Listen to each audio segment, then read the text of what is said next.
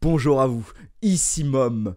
Comme je remarque que l'affiche du Hellfest fait réagir et que j'avais apprécié faire une vidéo d'analyse et de commentaires de l'actualité d'Archspire il y a quelques mois, je pensais qu'il serait intéressant de vous apporter mon point de vue sur le sujet de cette affiche. Alors, sans plus tarder, regardons-la et... Ah bah mince, voilà, ça y est, je suis vieux, je connais quasiment aucun groupe. Bah, de toute façon, moi, je comptais pas y aller, donc ça m'est un peu égal. Allez, c'est tout pour moi, on se dit à la prochaine pour... La question du Hellfest soulève des débats à chaque révélation de leur affiche. On ne va pas se mentir, en devenant un des plus gros phénomènes métal en Europe, le Hellfest a connu de multiples métamorphoses au fil de son existence. D'abord projet mettant en avant une vision très précise du métal, souvent extrême, le festival, par son envie de toucher un plus large public afin de gagner en expansion, a modifié sa ligne éditoriale au fil des ans. Le métal extrême a laissé du terrain à des têtes d'affiche de plus en plus grand public, n'hésitant pas à faire venir des pontes du rock généraliste bien plus que du métal, notamment Deep Purple il y a quelques années, ou Muse. Et c'est le retour de Mom du montage. Je n'avais pas remarqué ça avant de télécharger l'affiche du Hellfest 2025, mais il y a comme sous-titre « Out of Bounds », donc sortir des limites. « Out of Bounds », c'est un terme utilisé dans le jeu vidéo en speedrun, faire un OOB, sortir des limites du jeu. Donc quand je parlais de l'expansion du Hellfest, est-ce que ce « Out of Bounds » ne cherche pas à signaler cette envie de sortir des carcans du Hellfest, d'ouvrir l'offre à d'autres groupes, d'autres publics? Alors je sais pas ce que vaut cette analyse, mais je pensais que c'était intéressant de la partager, parce que mine de rien, rien n'est laissé au hasard dans leur communication, et analyser ce sous-titre-là ne me semble pas capoté dans le cadre de cette vidéo. Je mentirais si je disais que je suis neutre vis-à-vis du Hellfest. En 2019, je soulignais les incohérences entre le Notfest et les propos de Ben Barbeau, qui affirmait déplorer devoir signer certains groupes populaires, alors que son envie de faire grossir le festival ne pouvait se faire sans cette concession. Autrement dit, lui disait vouloir signer des groupes un peu pointus, sauf que si tu veux faire grossir le Hellfest, il faut attirer des groupes qui vont attirer des gens. Donc il disait aussi avoir une haine des poseurs, des touristes, mais Barbeau prenait sans cesse des décisions pour attirer ce nouveau public. J'ai tendance à mettre en avant les dissonances entre les discours et les actes. Toutefois, ce n'est pas sur ça que l'on va se concentrer aujourd'hui. Nous allons plutôt prendre le temps d'analyser comment l'évolution du Hellfest présente une évolution du paradigme des musiques métal. En gros, ce n'est pas le Hellfest qui est responsable de la mort du métal, comme certains le hurlent en commentaire en voyant des noms qui, pour eux, ne sont pas métal, mais c'est peut-être que la réalité derrière le terme métal s'est métamorphosée parce que ça reste une musique vivante. Et comme pour les langues, quand c'est vivant, ça ne peut pas rester immuable. Donc rebonjour à vous, ici Mom. Installez-vous confortablement car nous allons partir dans une étude que j'espère intéressante pour mieux comprendre le métal actuellement. N'hésitez pas à laisser un commentaire, à liker et à vous abonner, et sans plus tarder, on se lance dans l'analyse. Je me souviens d'un épisode du 3615 Usul dans lequel il citait André Malraux en disant « Il n'y a plus d'art populaire puisqu'il n'y a plus de peuple. » Soyons clairs là-dessus, le métal est avant tout une musique issue du peuple au sens très large. Même si l'image d'Épinal des groupes des origines bien galériens dans une ville industrielle et délaissée, comme Birmingham, ça c'est une vision fantasmée du métal, il n'en reste pas moins que cette musique se fait avant tout sans l'appui de l'élite. Toutefois, il serait faux de dire que le métal est 100% une musique strictement populaire. Les majors et les labels se sont vite appropriés le phénomène et très tôt, il a été question de rentabilité et de manière d'optimiser un écosystème de consommation pour pérenniser les groupes. Kiss, Black Sabbath, Motörhead, Manowar, ces groupes-là, ça a été mis en avant par des grosses machines, car le potentiel de toucher un large public était réel. Cependant, l'art étant fait de réactions, les nouvelles écoles du métal ont pu se faire d'en bas. Et le métal a ainsi renouvelé son côté contre-culture par l'émergence de nouveaux styles qui n'avaient pas l'appui des majors, parce que les majors étaient plutôt occupés avec la première garde, avant que la dite première garde ne s'effondre, soit parce que des groupes se sont divisés, soit parce que le public était vieillissant et donc se désintéressait de la scène, soit parce que les nouveaux albums n'ont pas su trouver leur public. Et à côté de ça, les nouvelles gardes prennent le relais, défendus par d'autres acteurs du circuit ou par les labels historiques qui veulent changer de fusil d'épaule. On peut ainsi expliquer la continuité de la vision du métal comme une contre-culture par ces diverses vagues venues en opposition. Seulement, l'avènement d'internet dans les années 2010 a totalement rebattu les cartes.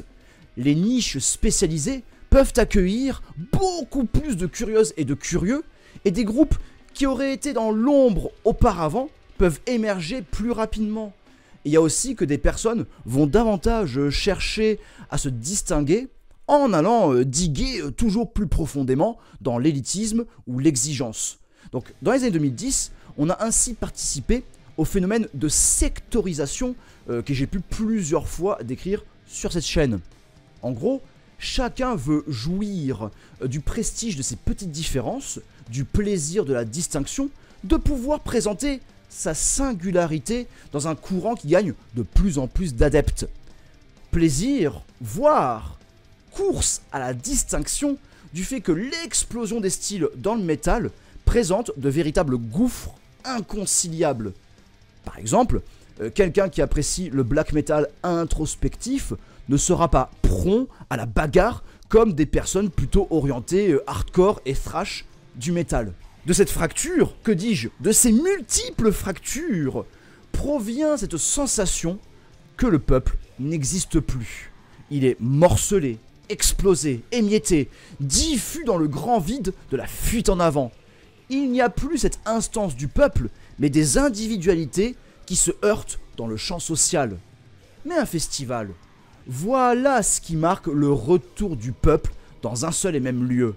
Finalement, le Hellfest devient un véritable phénomène populaire qui peut toucher le plus de personnes.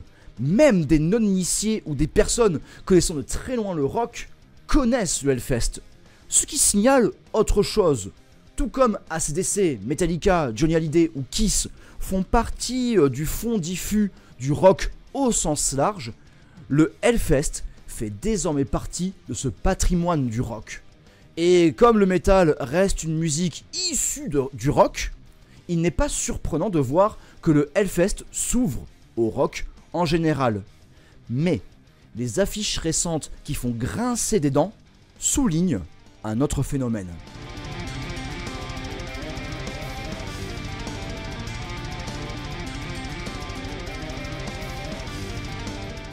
S'il y a bien un point crucial dans la partie précédente, c'est celui de la distinction.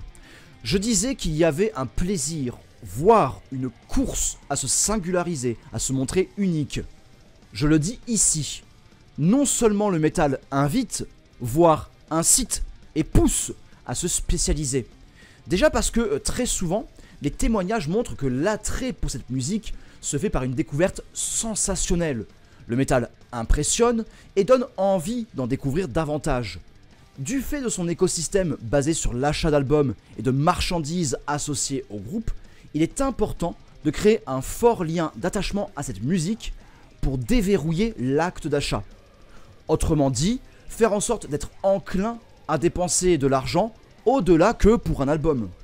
Ainsi, le sentiment d'appartenance à une communauté est renforcé par l'évolution de multiples styles. Présenter un habit particulier permet de signifier son lien à une scène.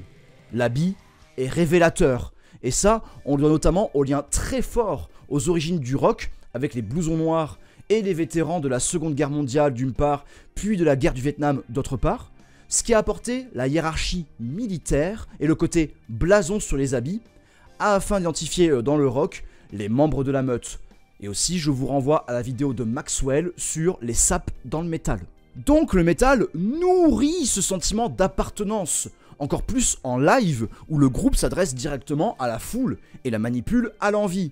Alors attention, quand je parle de manipulation, ne voyez pas là un terme négatif, Mais quand le groupe vous fait headbang, puis vous dirige sans aucun souci à vous séparer en deux groupes pour le Wall of Death, c'est de la manipulation. L'instant est plus fort que vous et vous désirez participer à la fête.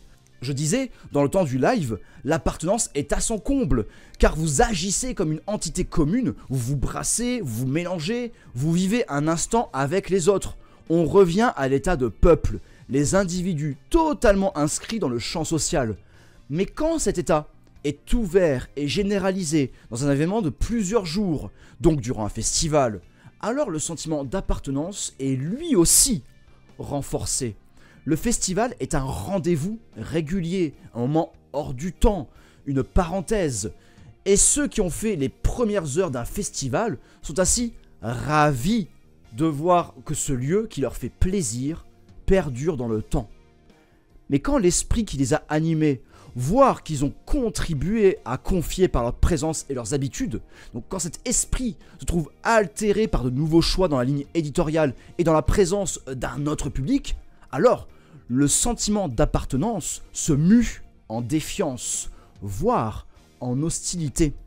C'est pourquoi la grogne est présente à chaque annonce, notamment avec The Prodigy qui n'est pas perçu comme du métal, ou devant le choix d'inviter Cypress Hill et Muse pour l'édition 2025.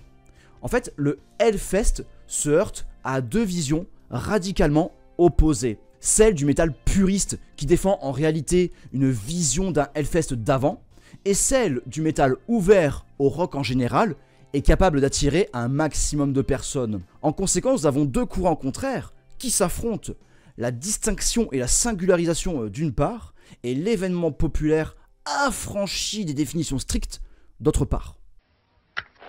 La vieille jument grise n'est plus ce qu'elle était, n'est plus ce qu'elle était, n'est plus ce qu'elle était. Que vous le vouliez ou non, le temps file et les choses changent. Le métal a souvent tendance à regarder dans le rétro et à fantasmer une époque révolue. Non, je corrige. L'humain a souvent tendance à regarder dans le rétro et à fantasmer une époque révolue. Ce qui s'explique assez aisément. Face aux défis et aux enjeux du présent, on peut se sentir facilement démuni, dépassé et avoir envie de baisser les bras. Alors que si on regarde en arrière, eh bien on se dit que les défis d'avant, ça allait. La preuve, on a réussi à se sortir, puisque nous sommes là pour en parler. Le passé aura toujours l'air meilleur, même dans les moments difficiles auparavant, du fait que nous sommes actuellement présents pour témoigner que nous sommes toujours là, envers et contre tout. Le présent, par son côté inconstant et ouvert sur un futur sur lequel on pense n'avoir aucune prise, a au contraire de quoi inquiéter. Enfin, ou pas, puisque certaines et certains voient dans le présent l'occasion d'exprimer leur potentiel avec cet adage « le meilleur reste à venir » ou « the best is yet to come ». Je vous partage ainsi une anecdote personnelle. J'ai un souvenir très vivace de mon enfance, que j'ai maintenu coûte que coûte avec une nostalgie effrénée, car je voulais préserver ces instants spécifiques. J'ai ainsi un affect d'une grande douceur pour le jeu Secret of Mana, et je me disais que jamais je ne pourrais retrouver ce plaisir que j'ai eu à 5 ans quand j'ai découvert ce jeu qui a marqué tout mon sens esthétique. Seulement, entre mes 19 et mes 20 ans, j'ai découvert Exivius, Gordian Knot, Agora, puis Death, Cynic, Pestilence, Athéiste, Control Denied. Et si on fait le compte, entre mes 5 ans et mes 19 ans, il y a 14 ans. Entre mes 19 ans et aujourd'hui, il y a également 14 ans. Donc quand j'écoute le Embrace the Unknown du groupe Exivius, que j'ai découvert à 19 ans alors que mon frère m'a offert une Super Nintendo et que j'avais acheté une cartouche de Secret of Mana pour y jouer à l'ancienne en 2010, et bien quand j'écoute ce morceau de Exivius, je retrouve cette sensation doucereuse, ce velours si particulier. Alors qu'en 2010, j'étais heureux, mais pas dans un état de béatitude ou d'ataraxie. Mais Embrace the Unknown est un morceau qui a eu la même patine nostalgique que tous mes souvenirs d'enfance. Le passé n'est pas forcément meilleur, c'est que le cerveau s'arrange surtout pour ne garder que l'essentiel. Et plus le temps passe, plus les contours définis s'estompent pour ne préserver que l'essence pure de ce souvenir, à savoir l'émotion initiale. Cette notion d'émotion rémanente est puissante quand on parle d'appartenance. Le lien nourri avec le Hellfest ou avec un groupe dépasse la raison. Cela provient du plus profond de nous-mêmes. Ainsi, voir une affiche qui va à l'encontre de cette émotion provoque une réaction vive. Mais il me faut encore une fois prendre une citation du 3615 Usul. La nostalgie n'est pas une bonne conseillère, comme le disait Alain Juppé. En soi, il me semble bon mais difficile d'accepter que les choses changent et de se saisir du présent comme ouverture à de potentiels souvenirs à venir qui deviendront des capsules de bonheur. Personnellement, j'ai un rapport très lointain, voire distant, même carrément je m'en foutiste au festival. Les festivals, c'est pas mon truc et je m'en cogne royalement. En revanche, j'ai un lien très fort avec le moment que je passe à mettre un vinyle ou un CD et à me l'écouter chez moi. Le plaisir se nourrit et si jamais un événement ne vous correspond plus, vous pouvez toujours vous faire votre propre running order à la maison avec des copines et des copains à blaster les albums dans le sens qui vous convient afin de retrouver ce plaisir du vivre ensemble. Et d'ailleurs, je vous mets ici une liste d'albums qui, pour moi, vous assure une bonne journée d'écoute à la maison. Pensez à vous abonner, à commenter, à suggérer des sujets de vidéos ou des groupes à chroniquer. Likez, partagez, ça donne de la force.